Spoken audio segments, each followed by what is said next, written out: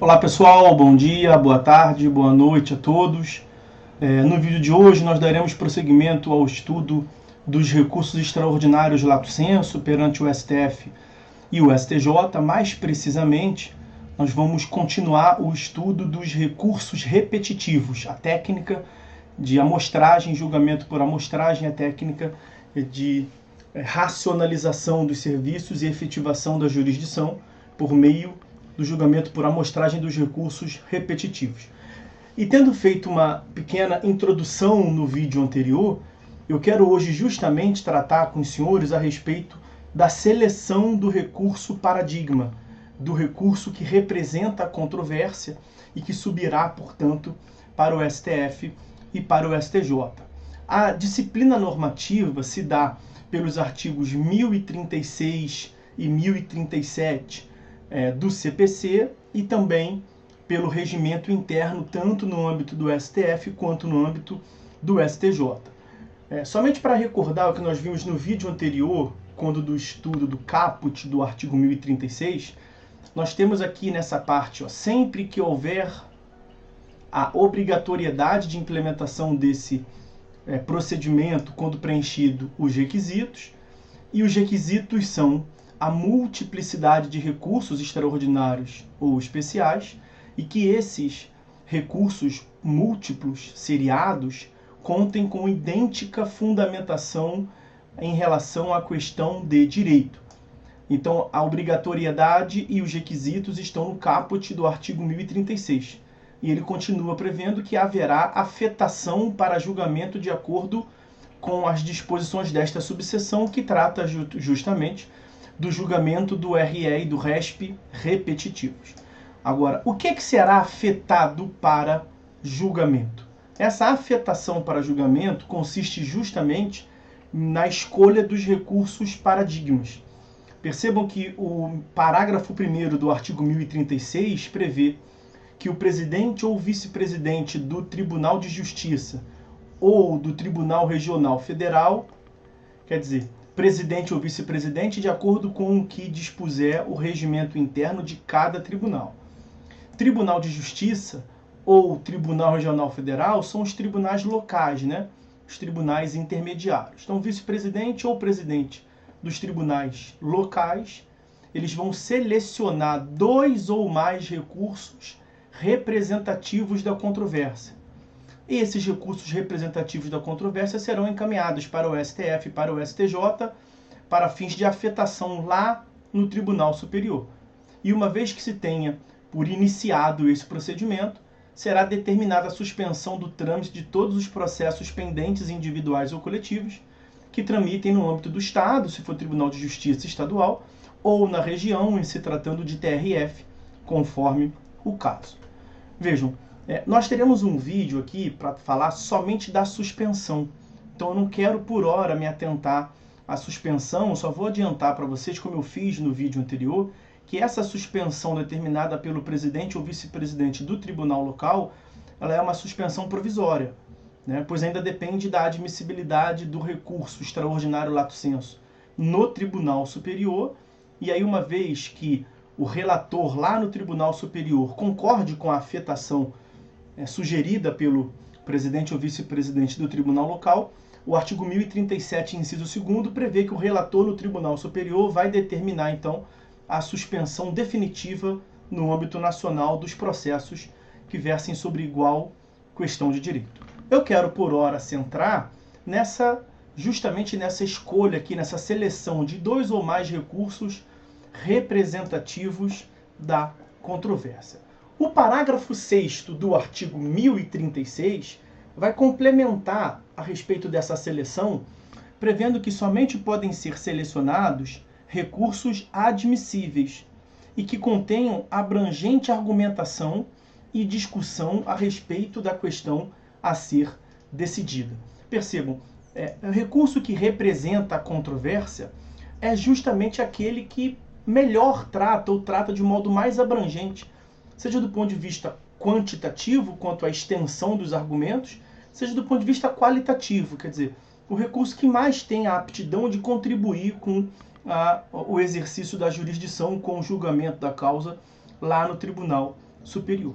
Percebam que o presidente ou vice-presidente do tribunal local, ele seleciona 2 ou mais, quer dizer, no mínimo de 2, e ele vai selecionar ali aqueles que repute os mais adequados. O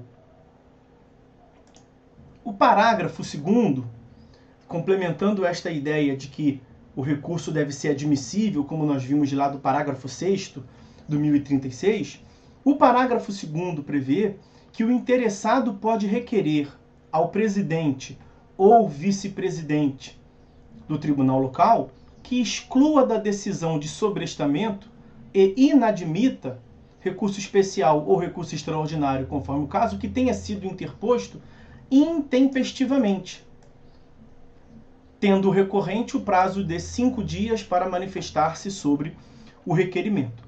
Vejam, por que o interessado vai requerer que retire da decisão de afetação, que retire da decisão de sobrestamento e suspensão o recurso que tenha sido interposto intempestivamente? Porque ele é um recurso inadmissível, né? E sendo um recurso intempestivo, já terá ocorrido o trânsito em julgado. Então, o interesse de quem requer que se retire da decisão de sobrestamento é justamente que você antecipe o reconhecimento do trânsito em julgado, em juízo, e que com isso se possa iniciar a eventual decisão, execução da decisão de modo definitivo. O indeferimento desse requerimento, ele vai ensejar o cabimento de agravo interno, né? A decisão que indeferir o requerimento do parágrafo 2º, que nós mencionamos ainda agora, caberá apenas agravo interno. Quer dizer, você está atuando no processo, a outra parte interpôs recurso especial, recurso extraordinário. Só que houve uma decisão de afetação de um outro recurso. Uma decisão de afetação de um outro recurso e suspendeu todos os demais processos, inclusive o seu.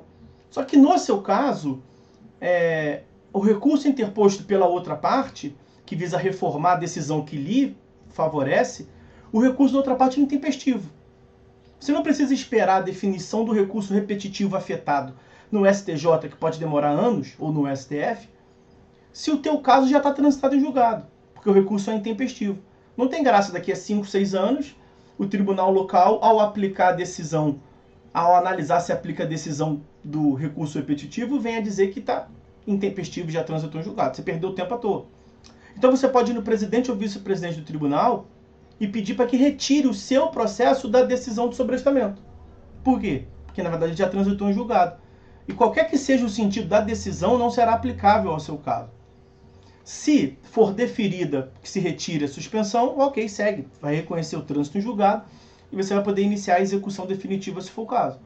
Agora, se você pediu para retirar o teu processo e o presidente ou vice-presidente indeferiu, você pode interpor agravo interno ao plenário ou ao órgão especial do TJ, ok? É nesse sentido a previsão desse parágrafo 3º do artigo 1036. Continuando a análise do 1036, perceba que pelo que consta dos parágrafos 4º e 5º, aquela escolha feita inicialmente do recurso representativo da controvérsia pelo presidente ou vice-presidente do tribunal local, TJ ou TRF, não vincula o relator do Tribunal Superior. Vejam o que prevê o parágrafo 4º do artigo 1036. A escolha feita pelo presidente ou vice-presidente do tribunal local, TJ ou TRF, não vinculará o relator no Tribunal Superior. Porque o relator no Tribunal Superior pode selecionar outros recursos representativos da controvérsia. Então, a escolha do presidente ou vice-presidente do tribunal local não vincula o Tribunal Superior. E o Tribunal Superior pode selecionar outros recursos representativos da controvérsia. O presidente do tribunal, o relator no Tribunal Superior pode inclusive selecionar recursos representativos da controvérsia independentemente da iniciativa do TJ local. Você imagina que a afetação para fins de recurso repetitivo não se deu no tribunal local. Mas quem percebeu a multiplicidade e a identidade de questões foi o relator no Tribunal Superior. Isso pode ser instaurado, quer dizer, para que nós tenhamos a afetação de recurso representativo da controvérsia para fins de recurso repetitivo, não precisa que tenha uma prévia análise no TJ local e uma confirmação no Tribunal Superior. É possível que apenas o Tribunal Superior venha a definir a escolha de recursos representativos da controvérsia, como consta do parágrafo 5º. O relator em Tribunal Superior também poderá selecionar 2 ou mais recursos representativos da controvérsia para julgamento da questão de direito, independentemente da iniciativa do presidente ou do vice-presidente do tribunal de origem. Perceba, portanto, que essa escolha de recursos representativos da controvérsia, 2 ou mais no tribunal local, o Tribunal Superior vai confirmar se mantém aqueles ou não, pode devolver alguns, pode solicitar ainda outros. Independentemente do TJ local ou do TRF local ter selecionado o recurso representativo, essa atitude pode ter início lá no Tribunal Superior. Pois bem, essa escolha dos recursos representativos de controvérsia, seja lá em qual tribunal for, e esses recursos que representam a controvérsia são aqueles admissíveis e que contêm a mais ampla argumentação e discussão sobre a questão, isso vem a contribuir, senhores, com a ampliação do contraditório, uma ampliação da análise da questão de direito discutida. Por quê? Por que isso é muito importante? É mesmo um requisito de legitimidade, de validade desse procedimento. Por quê? Porque a decisão que será proferida no âmbito do recurso representativo que foi afetado, aquela decisão será aplicável de modo coercitivo, de modo vinculativo aos recursos pendentes e aos recursos futuros. Pelo artigo 1040, inciso 3º, e pelo artigo 927, inciso 3º, nós extraímos que, uma vez fixada a tese num recurso repetitivo, a sua aplicação é vinculativa aos demais processos. Sendo assim, é necessário que você conceda mais ampla participação.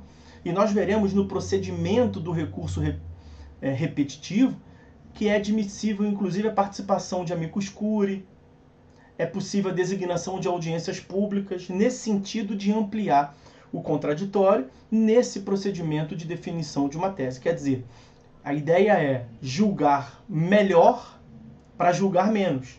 Julgar menos, que eu digo aqui, é por conta da aplicação vinculatória. Como eu lhes disse, nós não estamos mais num contexto antigo em que, tendo 600 mil recursos especiais sobre uma matéria idêntica, o STJ deveria julgar os 600 mil. Agora ele vai selecionar alguns e vai aplicar a tese aos demais. Julgamento por amostragem, como estamos vendo aqui. Para que isso seja válido e legítimo, é imprescindível que nós tenhamos um contraditório ampliado nesse mistério.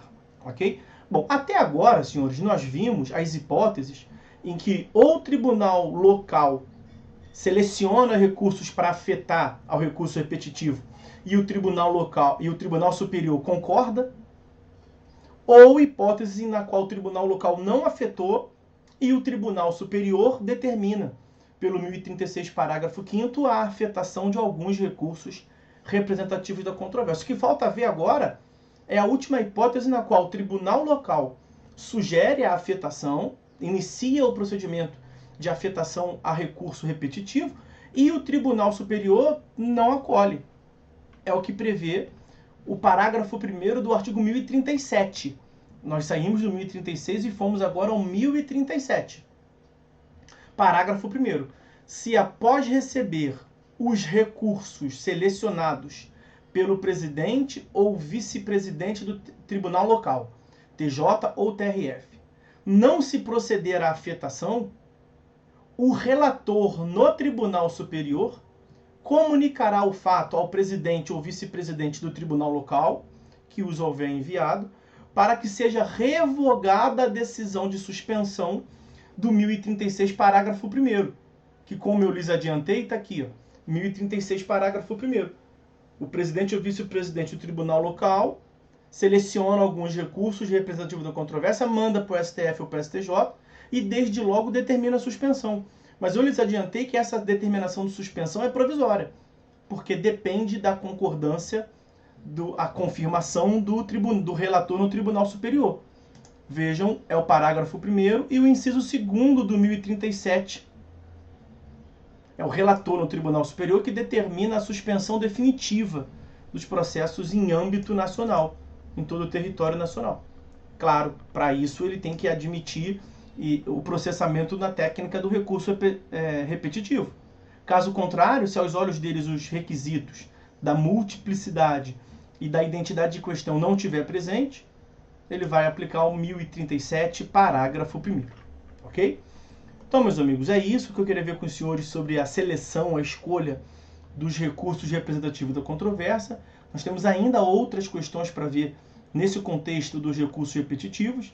No próximo vídeo nós daremos prosseguimento, tratando da decisão de afetação lá pelo relator no Tribunal Superior, STF ou STJ, ok? Então, senhores, é isso. Por hora é só. Fiquem todos com Deus e até a próxima.